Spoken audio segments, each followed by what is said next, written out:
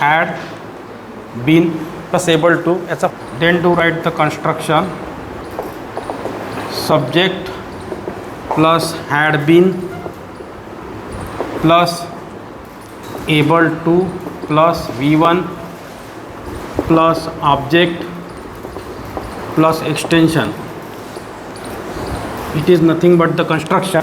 मी सर्व विषय शिकवू शकलो. आता I want to speak in English. How can I speak?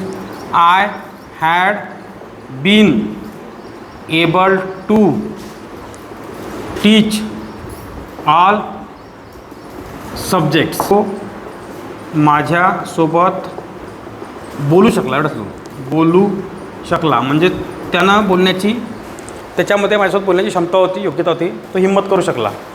तर you can say he had been able to. पहा तो म्हणजे ही एखादी क्रिया वारंवार करू शकला, नेहमी करू शकला. तर हॅड बीन शकला म्हणजे able to. He had been able to talk to me.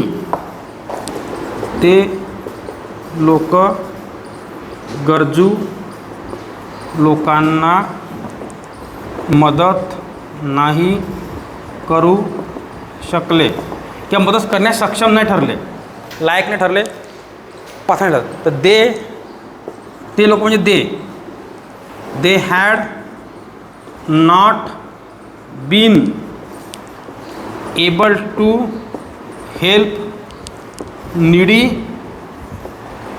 People.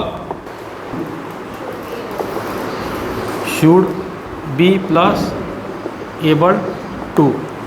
समर्थ व्हायला पाहिजे, पात्र व्हायला पाहिजे आहे ना. समर्थ व्हायला पाहिजे, पात्र व्हायला पाहिजे. एखादी क्रिया करण्यास एखादी व्यक्ती लायक व्हायला पाहिजे. मग कन्स्ट्रक्शन काय होतं? Subject plus should be plus able to plus V1 plus object plus extension. करता एखादी क्रिया करण्यास पात्र, समर्थ, लायक व्हायला पाहिजे. तू इंग्रजी बोलण्यास सक्षम व्हायला पाहिजे. तू इंग्रजी बोलण्यास सक्षम व्हायला पाहिजे. कसं होईल?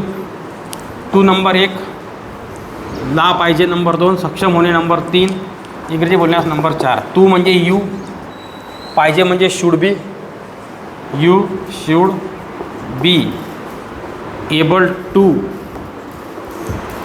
है ना. You should be able to speak English, ठीक आहे. नंबर 2 तू स्टेजवर भाषण देण्यास पात्र व्हायला पाहिजे. कसं होईल? तू स्टेजवर भाषण देण्यास पात्र व्हायला पाहिजे. तर काय होईल? तू नंबर 1 मागून पुढे व्हायला पाहिजे, नंबर 2 पात्र होणे, नंबर 3 म्हणजे एबल टू, भाषण देणे नंबर 4 आणि स्टेजवर नंबर 5. तर how can you make in English? तू म्हणजे काय होते? यू, बरोबर आहे. You should be able to deliver speech on the stage. ठीक आहे. म्हणजे तो 50 शब्द पाठ नाही करू शकला. म्हणजे नेहमी तो क्लासला आला पण त्यांनी 50 शब्द पाठ केले नाही. कसं होईल?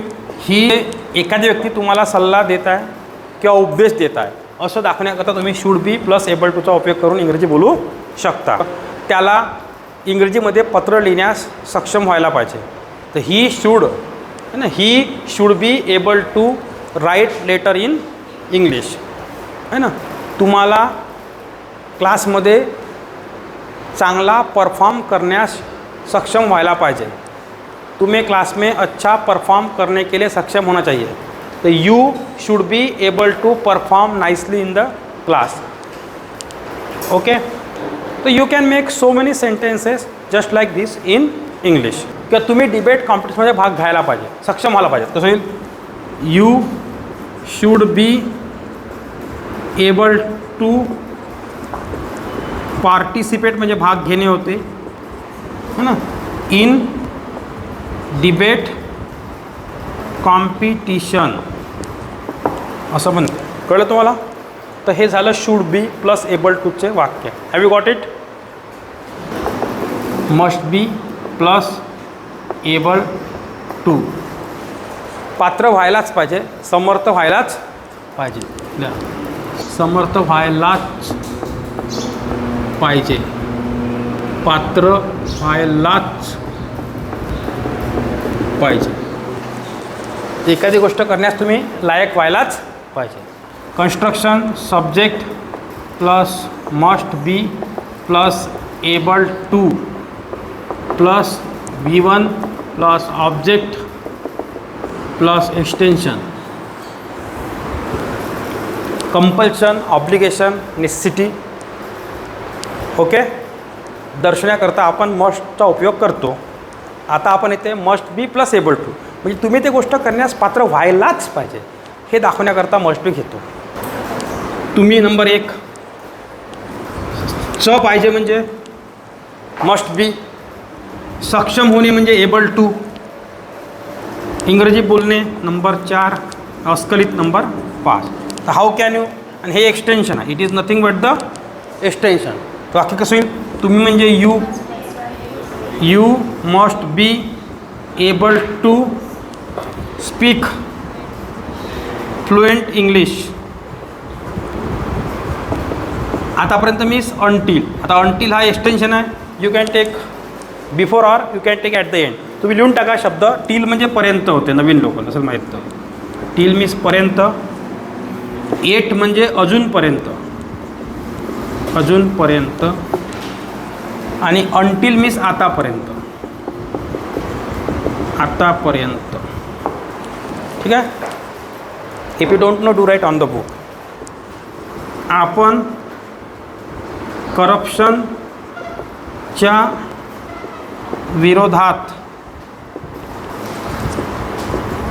आवाज उठवायलाच पाहिजे. कसं होईल? तर आपण म्हणजे वी, च पाहिजे म्हणजे मस्ट, आवाज उठवणेच्या विरोधात, आपण करप्शनच्या विरोधात आवाज उठवायलाच पाहिजे. तर आपण म्हणजे काय होते? वी. मस्ट म्हणजे च पाहिजे, मस्ट बी एबल टू म्हणजे आपण सक्षम आहोत, एबल टू सक्षम आहे. We must be able to stand, stand म्हणजे उभे राहणे म्हणजे आवाज उठवणे, अगेन्स्ट करप्शन. ठीक आहे, अगेन्स्ट करप्शन शब्द लिहून टाकाल.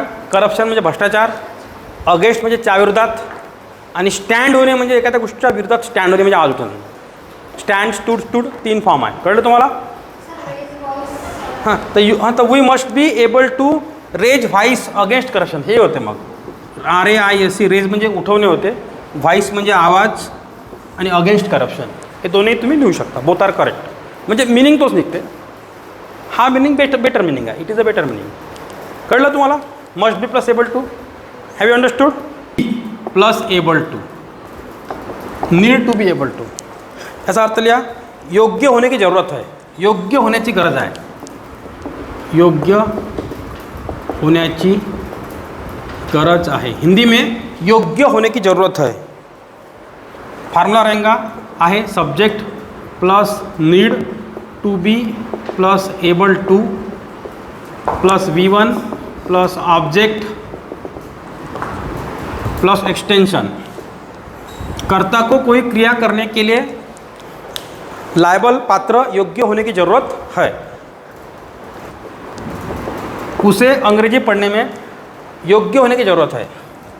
त्याला इंग्रजी शिकण्यास पात्र होण्याची गरज आहे. कसं होईल? नंबर 1 त्याला गरज आहे, नंबर 2 पात्र होणे, नंबर 3 शिकणे, नंबर 4 इंग्रजी, नंबर 5. तर त्याला म्हणजे ही होते. ओके, गरज आहे म्हणजे नीड टू बी, ही आता इथे नीड ही थर्ड पर्सन सिंगुलर आहे. He needs to be able to learn English. ऐसा वाक्य होगा. समझा क्या आपको? त्याला चांगले प्रॉडक्ट विकण्याकरिता